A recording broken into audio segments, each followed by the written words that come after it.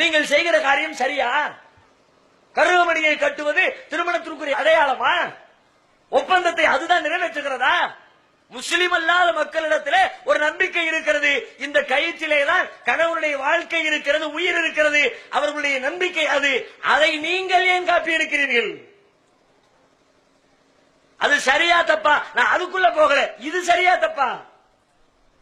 இந்த கருகமணிக்குள்ள கணவனுடைய கண்ணியம் இருக்கிறதா, உயிர் இருக்கிறதா? இன்னும் சொல்ல போனால் இந்து சமுதாய மக்கள் தாலியை எப்படி கண்களில் ஒத்துக் கொள்வார்களோ அதுபோலவே கருகமணியை கண்களில் ஒத்துக் கொள்கிற முஸ்லிம் பெண்களும் இருக்கிறார்கள். அதனால தான் சில இடங்கள்ல பாத்தீங்கன்னா கருகமணிக்கு ஏதாவது டேமேஜ் ஆச்சுன்னு வச்சுக்குவோம், அவ்வளவுதான் அபசகுணம். இப்படி கேர்லெஸ்ஸா இருந்துட்டால மாமியா கறி சும்மா விட மாட்டா.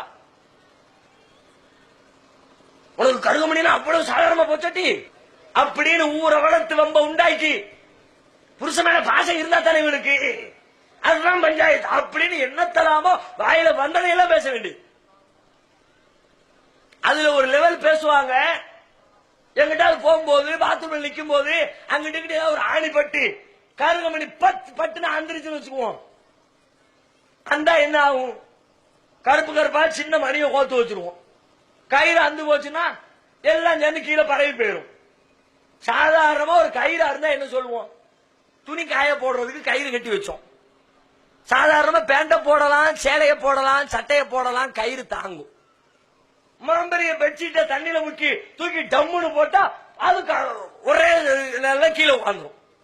உட்கார்ந்து வெயிட் தாங்காம இப்ப கயிறு அந்த உடனே என்ன சொல்லுவோம்?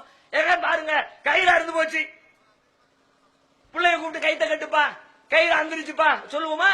அதே மாதிரி கம்பியில பட்டு கருகமணி அந்திரிச்சு அந்த உடனே ஐயோ கருகமணி அந்திரிச்சு எல்லாத்தையும் பிடிங்க திரும்ப கட்டுவோம்னு சொல்லணும்ல.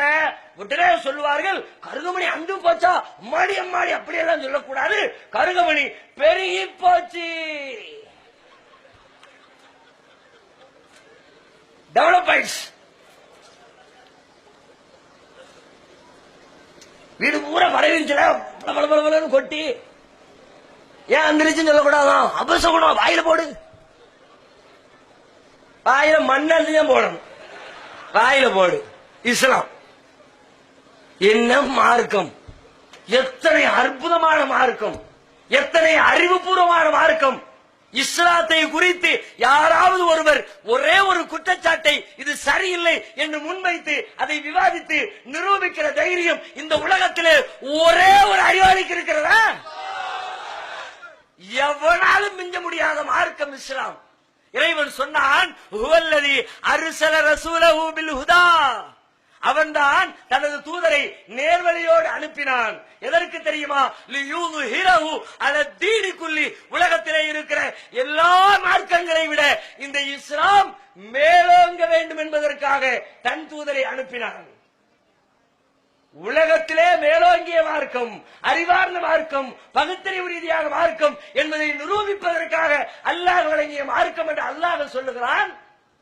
அப்படிப்பட்ட மார்க்கத்தை ஏற்றுக்கொண்டு அறியாமை நிறைந்த மார்க்கம் என்ற சித்திரத்தை உங்கள் செயல்பாடுகளால், நடவடிக்கைகளால், ஆன்மீக காரியங்களால் உலகத்திற்கு அறிவித்துக் கொண்டிருந்தால் அந்த அறிவிப்பு எப்படிப்பட்ட அறிவிப்பு? யோசித்து பாருங்கள். இப்படி அனைத்து மட்டத்திலேயும் இஸ்லாத்தை விட்டு இன்றைய முஸ்லிம்கள் வெகு தூரம் விலகி இருக்கிறார்கள். நிஜமாகவே இந்த உலகத்திலேயும் நாளை மறுமையிலேயும் நல்ல ஒரு வாழ்க்கையை நாம் அனுபவிக்க வேண்டும் என்று சொன்னால் உண்மையான இஸ்லாத்தை என் பெற்றோர் காட்டி தந்த இஸ்லாம் அல்ல, என் ஆசிரியர்கள் காட்டி தந்த இஸ்லாம் அல்ல, என் சமுதாயம் காட்டி தந்த இஸ்லாம் அல்ல, மொத்த உலகமும் காட்டி தந்த இஸ்லாம் அல்ல, என்னை படைத்த இறைவன் காட்டிய தூய்மையான இஸ்லாத்தை படித்து அதை பின்பற்றி இம்மையிலும் மறுமையிலும் நன்மைகளை பெறுவதற்கு முயற்சிப்போமாக.